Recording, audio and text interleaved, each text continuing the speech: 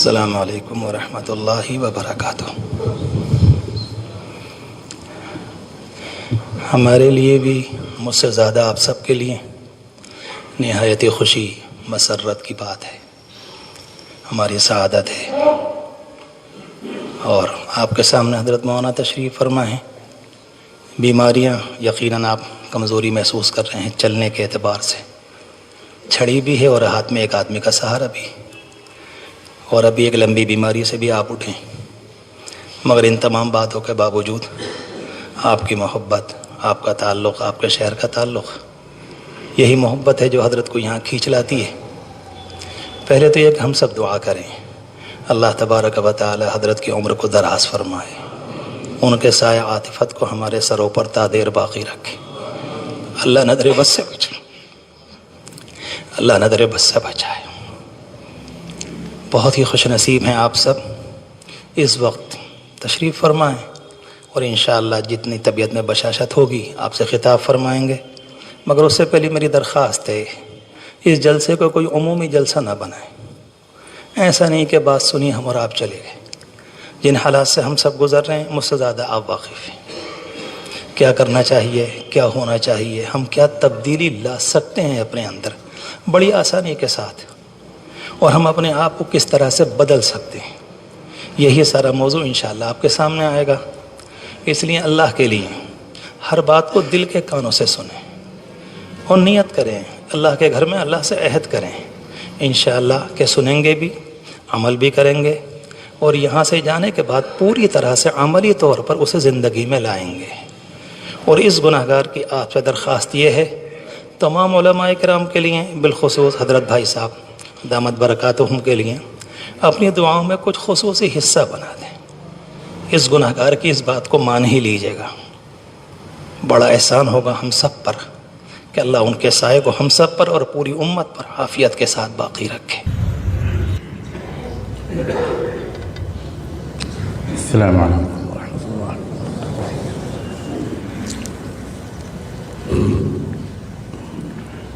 الحمد للہ وکفى وسلام علی عباده الذین اصطفى، اعوذ باللہ من الشیطان الرجیم، بسم اللہ الرحمن الرحیم۔ قل ان كان آباؤكم وأبناؤكم وأزواجكم وعشيرتكم وأموال اقترفتموها وتجارة تخشون كسادها ومساكن ترضونها أحب إليكم من الله ورسوله وجهاد في سبيله فتربصوا حتى يأتي الله بأمره۔ وقال تعالى ففروا إلى الله إني لكم منه نذير مبين ولا تجعلوا مع الله إلها آخر إني لكم منه نذير مبين۔ سبحان ربك رب العزة عما يصفون وسلام على المرسلين والحمد لله رب العالمين۔ اللهم صل على سيدنا محمد وعلى آل سيدنا محمد وبارك وسلم۔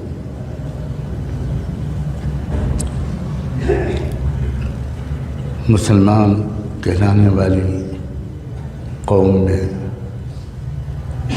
ہر زمانے میں تین طرح کے لوگ ہوتے ہیں۔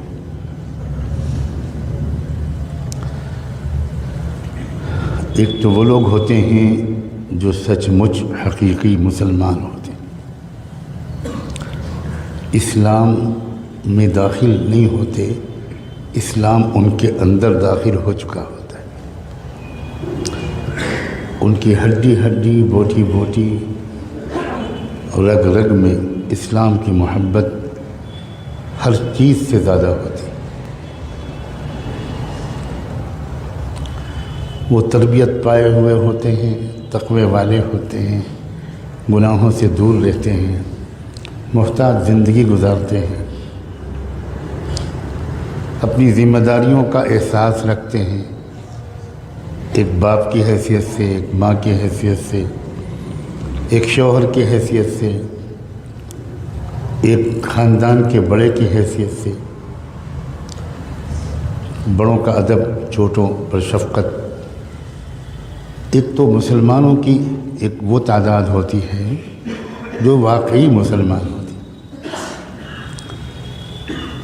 ایمانیات میں بھی، عقیدوں میں بھی، عبادات میں بھی، اخلاق، معاشرت، معاملات میں بھی، اور دل کے جذبات اور تمناؤں میں بھی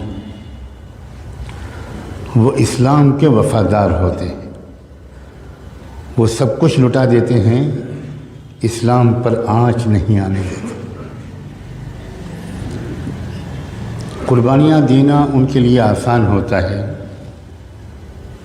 لیکن اسلام اور مسلمانوں کو تکلیف میں مبتلا دیکھنا ان کے لیے ممکن نہیں ہوتا۔ مائیں، ایسی مائیں جو سچی مسلمان ہوتی ہیں، وہ اپنے دودھ پیتے بچوں کو اسلام کے دفاع کے لیے پیش کر دیتی۔ ایسی 20 عورتوں کا تذکرہ ہے رحمت دو عالم صلی اللہ علیہ وآلہ وسلم کو، جن عورتوں کی مبارک آنکھوں نے دیکھا تھا اور جن کے دل میں اسلام کی محبت رچ بس گئی تھی۔ ان میں ایسی عجیب بہادر، وفادار، غیرت مند عورتیں۔ جب کسی نوجوان سچا مسلمان ہوتا ہے تو اس کی جوانی کی طاقتیں کمزوروں کو دبانے میں اور دوسرے حیوانی جذبات کی تسکین میں استعمال نہیں ہوتی۔ ایسے نوجوان اپنی نگاہوں کو اور دامن کو بچا کر رکھتے ہیں اور اپنے جذبات کو حق کی سربلندی کے لیے، مظلوموں کی مدد کے لیے استعمال کرتے ہیں۔ یہی مسلمان ایسے ہر دور میں ہوتے ہیں، اور یہ تعداد میں ہمیشہ کم ہوتے ہیں، بہت کم ہوتے ہیں۔ ثلۃ من الاولین وقلیل من الاخرین، بہت کم ہوتے ہیں۔ دوسری ایک قسم مسلمانوں کی اور ہوتی ہے، جو جذبات تو ان کے بھی اچھے ہوتے ہیں، تمنائیں ان کی بھی اچھی ہوتی ہیں، وہ انصاف اور اسلام کا غلبہ دیکھنا چاہتے ہیں۔ سخاوت، ہمدردی، بہادری ان کے اندر بھی ہوتی، لیکن وہ کچھ جسمانی لحاظ سے معذور اور کمزور ہوتے ہیں۔ وفاداری ان کی پوری ہوتی ہے پہلے قسم کے مسلمانوں کی طرح۔ وفاداری میں کوئی تقسیم نہیں ہوتی، کوئی بٹوارا نہیں ہوتا۔ ان کی وفاداری اسلام کے ساتھ ہوتی ہے۔ اگر ان کے ماں باپ بھی اسلام کے خلاف ہیں تو وہ اسلام کے وفادار ہوتے ہیں، ماں باپ کے حامی نہیں ہوتے۔ ایک نوجوان تھا، اور میں تھا کہہ رہا ہوں صرف اس لیے کہ میں نے لفظ نوجوان بولا ہے، ورنہ ساری دنیا کے بزرگوں کی عزتیں اس نوجوان کے قدموں پر قربان۔ اس کا نام تھا عبداللہ، اور اس کا باپ تھا اسلام کا دشمن۔ بہت لمبے سفر پر نکلے تھے جب رحمت دو عالم صلی اللہ علیہ وآلہ وسلم بہت بڑی تعداد میں سچے مسلمانوں کو لے کر، یہ جو غزوہ تبوک ہے، غزوہ تبوک کی ایک خصوصیت یہ ہے کہ اس نے مدینے کے معاشرے کے تینوں قسم کے لوگوں کو بالکل ایک ایک کو آئیڈینٹیفائی کر دیا تھا، ایک ایک کو بالکل شناخت، اس کی نام کے ساتھ، کیا نام ہے، باپ کا نام کیا ہے، کون سے قبیلے کا ہے۔ یہ غزوہ تبوک کا خاص مقصد معلوم ہوتا ہے، ایک مقصد بہت بڑا یہ بھی معلوم ہوتا ہے، اور اس کی طرف سورہ توبہ میں بہت واضح اشارے۔ 30,000 صحابہ کو لے کر نکلے تھے اللہ کے رسول صلی اللہ علیہ وسلم۔ اور اس وقت مدینے میں تینوں قسم کے مسلمان تھے، اور حضور یہ چاہتے تھے کہ میرا وقت اب زیادہ بچا نہیں ہے، تو مدینے کے اندر تینوں قسم کے مسلمان یہ کھل جائے حقیقت کون کس کیٹیگری کا ہے۔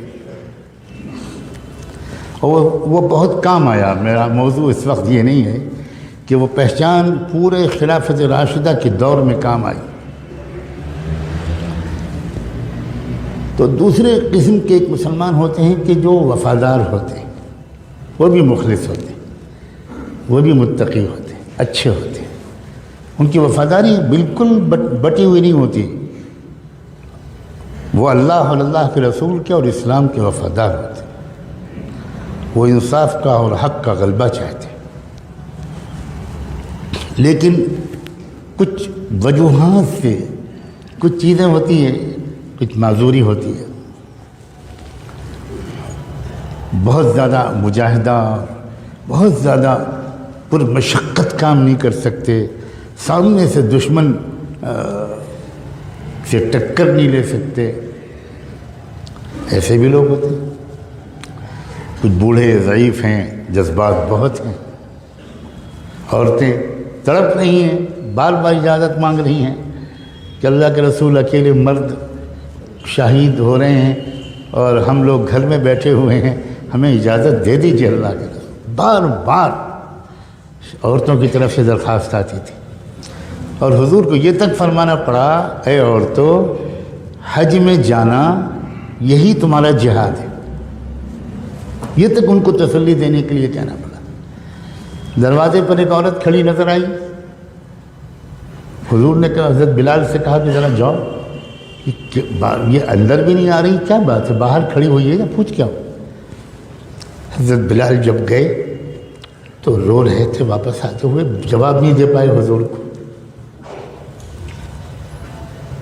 کسکیوں سے رو رہے تھے۔ حضور نے کہا کہ بلال صبر کرو، مجھے بتاؤ کیا کہا اس کو؟ انہوں نے کہا کہ وہ ایک چھوٹے سے بچے کو گود میں لیے ہوئے، اور اس نے کہا کہ میرے کان میں آواز پڑی ہے کہ حضور نے اعلان کروایا ہے کہ ایک بڑی مہم پر جانا ہے، ہر گھر سے ایک مرد کا آنا ضروری ہے۔ میرے گھر میں کوئی مرد نہیں ہے، میرے شوہر اللہ کے راستے میں شہید ہو چکے ہیں، یہی بچہ ہے میرے گھر میں اس کو لے کر آئی۔ حضور نے انگلی اوپر اٹھائی، آسمان کی طرف دیکھا، کہا اللہ دیکھ لیجئے گواہ رہی ہے، ایسی بندیاں جس امت میں ہوں، کیا وہ امت کفار سے شکست کھائے گی؟ عورت ہے، جا نہیں سکتی، جذبات دیکھو، وفاداری دیکھو، ہمت دیکھو، تمنائیں دیکھو۔ وہ یہ سوچ سکتی تھی کہ یہ میرا بیٹا میرا اکیلوتا سہارا ہے، میرے گھر میں کوئی ہے ہی نہیں۔ تو دوسری قسم ایک ہوتی ہے مسلمانوں کی، جن کے جذبات، جن کی بہادری، جن کی ہمت، جن کے حوصلے، جن کی تمنائیں، جن کی وفاداریاں پہلے قسم کے مسلمانوں کی طرح ہوتی ہیں، لیکن کوئی عذر ہے جس کی وجہ سے وہ اس طرح جسمانی طور پر مشقت اور بہادری والے کام نہیں کر پا رہے۔ اس دوسری قسم میں بھی ایسے لوگ ہوتے تھے جو بھول جاتے تھے کہ ہم معذور ہیں۔ احد کا میدان سج رہا ہے، صحابہ کرام تیار ہو کر آ رہے ہیں ہتھیار لے کر۔ ایک صحابی جو ایک ٹانگ کٹی ہوئی تھی، معذور تھے، وہ بیساکھی کے سہارے، عمرو بن جموح نام تھا ان کا، وہ لنگڑاتے ہوئے حضور کے پاس آتے، اللہ کے رسول مجھے قبول کر لیجیے۔ حضور جواب دیتے ہیں، اما انت فقد وضع اللہ عنک الجہاد، عمر تم معذور ہو، تمہیں کوئی ثواب میں کمی نہیں ہوگی، اللہ دیکھ رہا ہے کہ تمہارا کیا حال ہے، تم اس سفر میں مت جاؤ۔ ان کا بیٹا آ کر کہتا ہے، اللہ کے رسول ابا کو گھر بھیج دیجئے، آپ نے بہت صحیح فیصلہ فرمایا، مجھے بھیج دی۔ حضور نے کہا ٹھیک ہے تم جاؤ۔ اب ابن جموح بوڑھے اور لنگڑے رونے لگتے ہیں کہ اللہ کے رسول کیا غیرت میری گوارہ کرے گی کہ کہ میرا بیٹا جائے اور میں گھر پہ واپس بیٹھ جاؤں. حضور ایک تمنا ہے میری، قیامت کے میدان جب اللہ تعالیٰ بلا کر پوچھے گا کیا کر کے آئے ہو، تو میں کہوں گا کٹی ہوئی ٹانگ اور لنگڑے پیر کے ساتھ جہاد کر کے آیا. حضور نے یہ سنا اور کہا ٹھیک ہے جاؤ. اور وہ گئے اور شہید ہوئے. اور اس کے بھی آگے سنو سچے مسلمانوں کی تمناؤں کا احترام اللہ کس طرح کرتا ہے کہ جب حضور نے جائزہ لیا کتنے میرے ساتھی چہیتے شہید ہوئے اور آپ نے حکم دیا کہ تدفین تو مدینے میں ہوگی، بقیع میں سب کو دفن کیا جائے گا، چلو سب کے لاشوں کو مدینہ کی طرف لے کر چلو. عمرو بن جموح کی لاش کو اونٹ پر رکھا گیا. جیسے ہی مدینے کی طرف کو اس اونٹ کو چلایا گیا تو اونٹ بیٹھ گیا. پھر اٹھایا اس کو، پھر مدینے کی طرف چلایا گیا، پھر بیٹھ گیا. جو صحابی اونٹ کو چلانے کی کوشش کر رہے تھے انہوں نے اونٹ کو الٹے رخ پر کیا، احد کے رخ پر، تو چل پڑا. پھر اس کو رخ بدلا، مدینے کی طرف لے کر چلنے کی کوشش کی، پھر بیٹھ گیا. حضور سے آ کر لوگوں نے کہا کہ یہ کیا ہو رہا ہے اللہ کے رسول، یہ ہمارے دوست اور ساتھی شہید عمرو بن جموح کا عجیب معاملہ ہے. مدینے کی طرف اونٹ کو لے کر چلتے ہیں، ان کی لاش کو اس کے اوپر رکھ کر تو وہ چلتے ہی نہیں، الٹی سمت پر ہانکتے ہیں تو چل پڑتا ہے. حضور نے کہا کہ ان کے گھر میں جا کر پوچھو گھر والوں میں کوئی ہے کہ کیا گھر سے نکلتے وقت عمرو نے کوئی دعا مانگی تھی. تو ان کی بیوی نے کہا کہ جی اللہ کے رسول سے کہہ دو کہ میرے شوہر نے نکلتے وقت یہ دعا مانگی تھی کہ اللہم لا تردنی الی اہلی حیا او میتا، اللہ مجھے میرے گھر واپس نہ بھیجیو، چاہے میں زندہ رہوں یا مردہ، میں گھر واپس نہیں آنا چاہتا. حضور نے فرمایا یہیں دفن کرو، عمرو بن جموح کی دعا قبول ہو چکی ہے، وہ مدینہ نہیں جائے گا. کیا جذبات تھے، کسے کہتے ہیں مسلمان. مولانا شمس نوید عثمانی آج یاد آ رہے ہیں، ان کی ایک کتاب ہے کیا ہم مسلمان ہیں.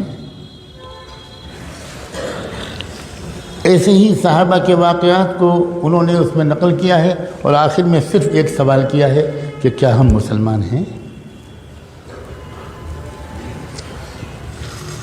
تیسری قسم ایک ہوتی ہے اور ہائے افسوس کہ اب تو لگتا ہے کہ وہی اب بس مسلمان زیادہ تر وہی ہیں.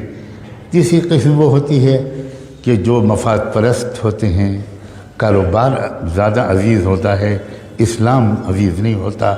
مکان اپنے، بلڈنگیں، بستر، دکان، کاروبار، شاپنگ سینٹرز، کھیت، باغ، یہ زیادہ عزیز ہوتے ہیں، اسلام عزیز نہیں ہوتا. بیویاں عزیز ہوتی ہیں، بچے پیارے ہوتے ہیں، ان سے محبت زیادہ ہوتی ہے.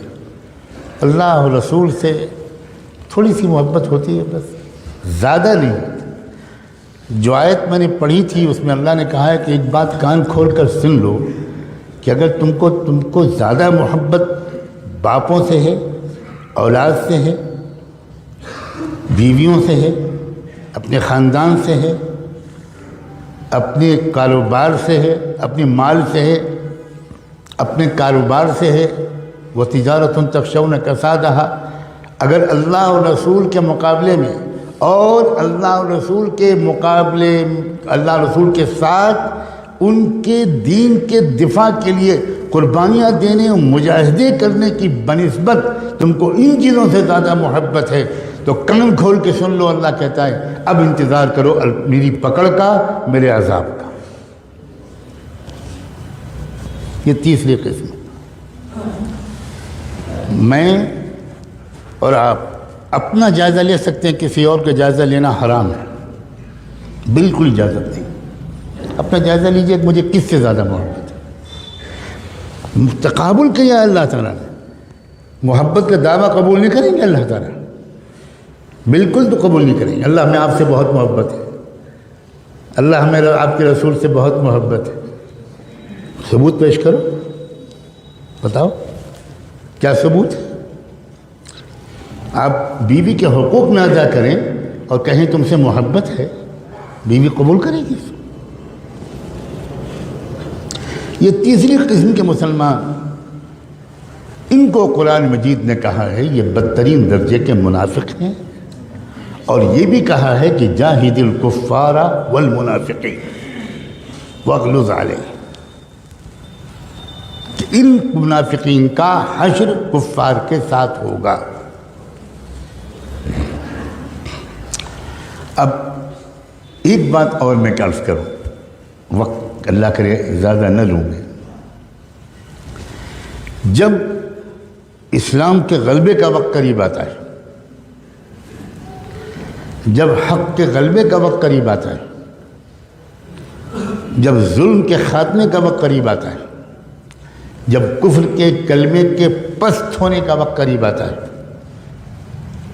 جب دنیا میں امن و انصاف اور کلمہ توحید کے غلبے کا وقت قریب آتا ہے، تب اللہ تعالیٰ چھٹائی کا پروسیس شروع فرماتے ہیں۔ یہ ذہن میں رکھیے گا، اس سے پہلے تک تینوں قسم کے مسلمان ملے جلے رہتے ہیں، بالکل ملے جلے، ایک گھر میں تینوں قسم کے مسلمان پائے جاتے ہیں، ایک مسجد میں تینوں قسم کے مسلمان، ہر جماعت اور دینی اجتماع میں تینوں قسم کے مسلمان، ہر نشست میں تینوں قسم کے مسلمان، سب کچھ سب ایک ساتھ ہوتا ہے، ملے جلے رہتے ہیں۔ کوئی لیکن جب وہ وقت آتا ہے کہ جب اب دودھ الگ ہوگا اور پانی الگ ہوگا، جب اسلام کے غلبے کا وقت، میری بات کو غور سے سننا، بہت امید کے ساتھ اس مسجد میں نے یہ بات چھیڑی، بہت عظیم لوگوں کی طرف یہ مسجد منسوب ہے۔ ہم لوگ عام طور پر نعمتوں کی قدر زندگی میں نہیں کرتے، یہ ہماری مصیبت ہے۔ ہم کسی نعمت، کسی شخصیت کے قدر کے لیے اس کے انتقال کا انتظار کرتے ہیں۔ میں پھر دہراتا ہوں، جب اسلام کے غلبے کا وقت آتا ہے، جب کفر کے کچل جانے کا وقت آتا ہے، جب نظم عالم الٹ پلٹ کر دینے کا وقت اللہ کے بتائے ہوئے بنائے ہوئے پروگرام کے مطابق آ جاتا ہے، باطل کا غلبہ نہیں، کفر کا غلبہ نہیں، ظلم کا غلبہ نہیں، الٹی بات میں کروں، جب کفر کا خاتمہ، جب باطل کے کلمے کے کچل جانے کا اور اسلام کے اور حق کے اور انصاف کے اور امن کے قائم ہو جانے کا وقت جب قریب آتا ہے، تو ہمیشہ اللہ کا معمول ہے کہ ملے جلے تینوں قسم کے مسلمانوں کے ذریعے کبھی بھی حق کا غلبہ نہ ہوا ہے نہ ہوگا۔ اس سے پہلے اللہ تعالیٰ ایک پروسیس شروع کرتے ہیں، ایک ترتیب ہے اللہ تعالیٰ کی، وہ یہ کہ چھانٹ دوں گا میں، پہلے قسم کے مسلمانوں کو الگ کر دوں گا اور دوسرے قسم کے مسلمان بھی پیچھے پیچھے ان کے ساتھ رہیں گے، لیکن تیسرے قسم کے ایک انسان کو بھی میں اپنے مقبول بندوں اور بندیوں کے ساتھ کھڑے رہنے کی اجازت نہیں دوں گا۔ پھر میل تو چھٹے گا، الگ ہو۔ اور اس کا طریقہ کیا ہوتا ہے؟ اس کا طریقہ اللہ کی طرف سے یہ ہوتا ہے کہ کفر ظلم شروع کرتا ہے، ستانا شروع کرتا ہے، بڑھتا چلا جاتا ہے ظلم، ٹارچر ہوتا ہے، چلتے پھرتے مسلمانوں کو مارا جاتا ہے، جیلوں میں ٹھوسا جاتا ہے۔ یہ طریقہ ہے اللہ کا، یہ فلاں حکومت کر رہی ہے، فلاں حکومت کر رہی ہے، یہ ظاہری طور پر ہم کو اسباب کے اعتبار سے کچھ کام کرنا ہماری ذمہ داری ہے، لیکن میں سمجھا رہا ہوں یہ اللہ تعالیٰ کا ہمیشہ سے یہ سسٹم ہے۔ اُذِينَا مِن قَبْلِ أَن تَأْتِيَنَا وَمِن بَعْدِ مَا جِئْتَنَا، بنو اسرائیل کے لوگوں نے موسیٰ علیہ السلام سے کہا تھا کہ پہلے بھی ہم ذلیل سمجھے جاتے تھے، فرعون کے لوگ ہم کو دلتوں سے زیادہ بدتر سمجھتے تھے، ہمیں غلامی کی زنجیروں میں جکڑ رکھا تھا، آپ آئے، ہم نے آپ پر ایمان ہم نے قبول کیا، ہم نے آپ کا ساتھ دیا، اس کے بعد بھی وہی ظلم ہم پر ہو رہا ہے۔ وہ ظلم اور ظلم میں فرق تھا۔ چنانچہ موسیٰ علیہ السلام نے بعد میں جو جوابات دیے اور بعد میں اس قوم کی تاریخ نے جو مرحلے طے کیے، تو اس نے بتایا کہ بہت فرق تھا ان دونوں قسم کو ظلم میں۔ چھٹائی لازمی ہے. لیمحص اللہ الذین آمنوا لیمیز اللہ الخبیث من الطیب. قرآن نے 20 جگہ یہ بات بیان کی. چھٹائی تب ہوتی ہے، یہ ایک بات میں تیسری چوتھی بار دوہرا رہا ہوں، جب اسلام کے غلبے کا وقت قریب ہوتا. اس وقت اللہ تعالیٰ یہ برداشت نہیں کرتے کہ تیسری قسم کے لوگ یہ دوسری اور پہلی قسم کے والوں کے ساتھ رہے. احد کی جنگ میں اللہ کے رسول نکلے صحابہ کو ساتھ میں لے کر، اور یہ تیسری قسم کے لوگ بھی ساتھ تھے جو اندر سے کچھ اور تھے، اوپر سے کچھ اور تھے، اور یہ بھی ساتھ چلے. مگر راستے میں 300 اس تیسری قسم کے لوگ حضور کا ساتھ چھوڑ کے الگ چلے گئے. کیوں الگ چلے گئے؟ اس لیے کہ یہ اللہ کے نظام کے مطابق ممکن ہی نہیں تھا کہ یہ تیسری قسم کے لوگ اس فتح کے وقت میں ان کے ساتھ رہیں. یہ ممکن نہیں، یہ اللہ تعالیٰ کبھی نہیں ہونے دیتے. مسلمانوں، خدا کے لیے اس بات کو غور سے سمجھو کہ یہ تیسرا یہ وہ دور ہے جب اللہ تعالیٰ نے فیصلہ کر لیا ہے ایک ایک کو چھانٹ کے رہوں گا، چاہے وہ خادم الحرمین الشریفین ہوں، اور چاہے وہ کعبے کے لباس کے متولی ہوں، اور چاہے وہ بڑے بڑے عرب لوگ ہوں اور کعبے کے ممبر پر کھڑے ہو کر نصیحت کرنے والے ہوں، اور چاہے وہ کہیں کے لوگ ہوں، ایک بھی نہیں چھوڑیں گے اللہ. سب تھوڑے سے مٹھی بھر لوگ ہوں گے جن کو اللہ چن لیں گے، اور ان کے ذریعے سے پوری دنیا کے اندر ایسا انقلاب آ جائے گا کہ شجر و حجر بھی حیران رہ جائیں. یہ کیا ہو گیا؟ یہ سسٹم ہے اللہ کا. چھٹائی شروع ہو چکی ہے بڑی تیزی کے ساتھ، اور شروع بھی اللہ نے کہاں سے کی ہے چھٹائی؟ میرے منہ پر الفاظ نہیں آ سکتے کہ کہاں سے چھٹی ہوئی ہے. بدا الاسلام غریباً وسیعود غریباً کما بدا. وہاں سے چھٹائی. اللہ تعالیٰ کے کوئی رعایت نہیں. تم ہاشمی ہو، تم مطلبی ہو، تم مکی اور مدنی ہو، تم قریشی ہو، اور تم فلاں ہو، اور تم سعودی ہو، اور تم یہ ہو اور وہ ہو، ہم تمہاری اندرون کی باتوں کو جانتے ہیں. وَمَن يَتَوَلَّهُ مِنْكُمْ فَإِنَّهُ مِنْهُمْ. یہ ہے دور، یہ عام دور نہیں ہے، یہ چھٹائی کا زمانہ ہے. آخری موقع ہے سنبھلنے کا، آخری موقع ہے توبہ کا، اور اپنی وفاداری کو ٹھیک کرنے کا. صرف ٹوپی پہن لینے کا نام بدلنا نہیں ہے، صرف کرتا پجامہ اور داڑھی کا نام بدلنا بالکل نہیں ہے. ہمیں جائزہ لینا پڑے گا کہ کیا ہم اسلام کے وفادار ہیں یا اپنی پارٹی کے وفادار ہیں،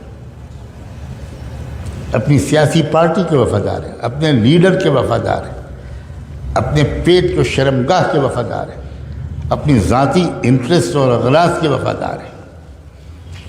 قدم قدم پر ٹکراؤ ہوگا، قدم قدم پر ٹکراؤ ہوگا. ایک طرف تقاضا ہوگا اسلام کی وفاداری کا، اس میں ممکن ہے تکلیفیں آئیں، بالکل آئیں گی، بالکل آئیں گی. جیل بھی آئے گی، پھانسی بھی ہوگی، سزائے موت بھی ہوگی، فقر و فاقہ بھی ہو سکتا ہے، پتہ نہیں کیا کیا ہو سکتا ہے. یہ تو بالکل یقینی بات ہے کہ چھٹائی لازمی ہے. مگر عجیب بات ہے، یہ حالات اور یہ چھٹائی، خدا کرے اتنی ہی بات سے آپ سمجھ گئے ہوں، یہ انتہائی شاندار مستقبل کی علامت ہے. بات الٹی ہے. اگر اسلام کا غلبہ ابھی دور ہوتا، ابھی اس میں کئی صدیاں باقی ہوتی، تو میں پورے یقین کے ساتھ عرض کرتا ہوں اس مسجد میں بیٹھ کر کہ ابھی بھی وہ حالات نہ آتے، نہ یہاں آتے، نہ یورپ میں آتے، نہ امریکہ میں آتے، نہ عرب میں آتے، نہ مشرق میں آتے، نہ مغرب میں آتے، نہ شمال میں آتے، نہ جنوب میں آتے. ہر جگہ حالات اسی طرح کے آ رہے ہیں. یہاں آپ کوس لیجئے کہ بھی فلاں کی حکومت ہے، اور باقی جگہ یہ تو خداوندی ایک نظام ہے. اور اس نظام کو دیکھ کر ڈر اور خوف مایوسی اور پریشانی، اب کیا ہوگا، یہ لوگ کیا کر رہے ہیں، یہ حکومت کیا کر رہی ہے، آئندہ مسلمانوں کا مستقبل اس ملک میں کیا ہوگا، اسلام کیسے بچے گا، یہ سوالات ان کے ذہن میں آ رہے ہیں جو پہلے قسم کے مسلمانوں والی تربیت پائے ہوئے نہیں، یہ ان کے ذہن میں آ رہے ہیں۔ ورنہ جن کا ایمان مضبوط ہے، جن کا علم گہرا ہے، جن کی سمجھداری بہترین ہے، جو قرآن کو سمجھے ہوئے ہیں، جو اچھی صحبتیں پائے ہوئے ہیں، وہ اپنے وقت کو موبائل میں ضائع نہیں کرتے، انٹرنیٹ میں ضائع نہیں کرتے، بازاروں میں گھومنے میں ضائع نہیں کرتے، وہ سمجھداروں کے پاس بیٹھ کر سمجھداری کی باتیں سننے میں اپنا ایک ایک منٹ استعمال کرنے کی کوشش کرتے ہیں۔ ان کا بالکل الٹا خیال ہے، ان کا حال اس وقت کے حالات میں یہ ہے کہ ایسا لگتا ہے کہ اندھیرا بڑھ رہا ہے، جس کا مطلب یہ ہے کہ اب صبح روشن قریب ہے۔ بالکل الٹا تاثر ہے ان کا۔ ان کو فکر جانتے کس بات کی ہے؟ میں صاف کہنا چاہتا ہوں، پہلی قسم کے اس وقت جو ایمان والے ہیں ان کو فکر یہ ہے کہ میرا بھی شرکت، میری بھی اس فتح والی مہم میں ہو پائے گی کہ نہیں ہو پائے گی، یہ فکر ہے ان کو۔ فتح تو ہوگی، الا ان نصر اللہ قریب۔ اس ملک کو بھی پہچاننا مشکل ہوگا، اس کے چپے چپے سے کلمہ توحید کی آواز آئے گی، یہ چمن معمور ہوگا نغمہ توحید سے، یقیناً اس میں کوئی شک نہیں ہے۔ فکر جو ہے اس پہلی قسم کے لوگوں کو وہ یہ کہ میری شرکت، میری اولاد کی شرکت، میرے جگر کے ٹکڑوں کی شرکت،